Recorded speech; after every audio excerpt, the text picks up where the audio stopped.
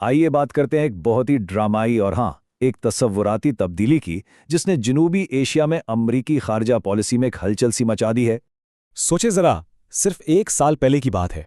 America Bharat को अपना natural partner कहता था और पाकिस्तान इस तस्वीर में कहीं दूर दूर तक नजर नहीं आ रहा था। लेकिन अब लगता है जैसे पूरी गेम ही उलट गई है और सारे किरदार ही बदल गए हैं। तो सवाल यही उठता है कि आखिर ये सब कुछ हुआ तो हुआ कैसे। आइए जरा इस पूरी कहानी को शुरू से देखते हैं कि ये हैरान कुन तब्दीली आई कहां से। तो सबसे पहले बात करते हैं भारत की, यानी वॉशिंगटन और नई दिल्ली के ताल्लुकात की। आखिर वो कौन से वाकयात थे जिनकी वजह से इन दोनों के मजबूत रिश्ते में आप कह लें कि एक दरार सी पड़ गई। देखें, जब नई अमरीकी हुकूमत आई तो भारत बड़े एतमाद में था। उन्हें लगता था कि अमरीका के साथ उनके ताल्लुकात इतने पक्के हैं कि उन्हें कोई फर्क नहीं पड़ेगा, और ये बात उनके वजीर खारजा के इस बयान से बिल्कुल साफ जाहिर होती है। अच्छा, अब यहां से कहानी में असल मोड़ आता है। एक के बाद एक ऐसे वाकयात हुए जिन्होंने एक तरह से सिफारती तूफान खड़ा कर दिया।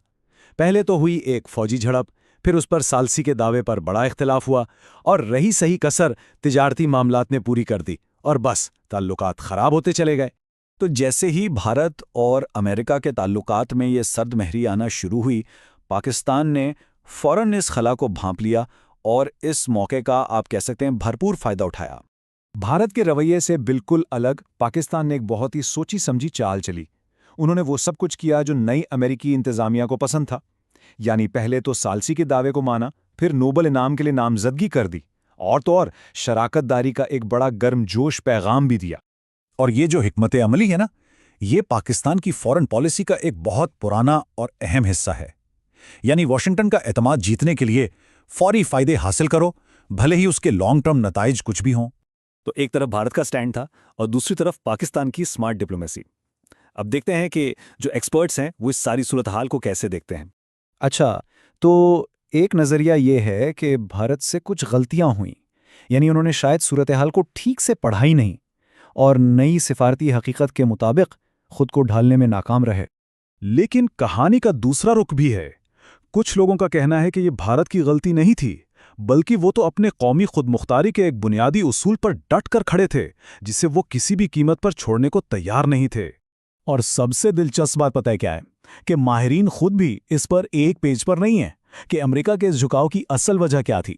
क्या यह सिर्फ भारत पर प्रेशर डालने का एक तरीका था, या इसके पीछे चीन का कोई एंगल था, या फिर यह भारत पर लगाई गई एक शर्त थी जो नाकाम हो गई? मतलब कोई वाज़ेह जवाब नहीं। अच्छा, तो इन सब तज्जियों से जरा बाहर निकलते हैं और बड़ी तस्वीर को देखते हैं, यानी इस पूरी तब्दीली का खित्ते की सियासत पर और खुद अमरीकी खारजा पॉलिसी पर क्या असर पड़ रहा है। और ये सिर्फ सिफारती बयानबाजी नहीं है, इसके ठोस माशी नताइज भी सामने आ रहे हैं। जैसे भारत पर ये जो 50% टैरिफ लगे हैं, ये कोई छोटी बात नहीं है। ये कई दहाइयों की तिजारती पार्टनरशिप को एक तरह से रिवर्स कर रहे हैं। तो ये जो सिफारती तब्दीली है, इसके असरात सिर्फ जनूबी एशिया तक ही नहीं रुक रहे हैं, इसकी लहरें पूरी दुनिया में महसूस की जा रही हैं। इससे इलाकाई सिक्योरिटी से लेकर चीन के साथ जो आलमी मुकाबला चल रहा है, हर चीज़ मुतासर हो रही है। और ये सारी सूरत हाल हमें एक बहुत बड़े सवाल के सामने ला खड़ा करती है। क्या अब आलमी ताल्लुकात उसूलों पर नहीं बल्कि शख्सियात और फौरी फायदे के लेन देन पर चलेंगे? ये एक ऐसा सवाल है जिस पर सोचना बहुत ज़रूरी है।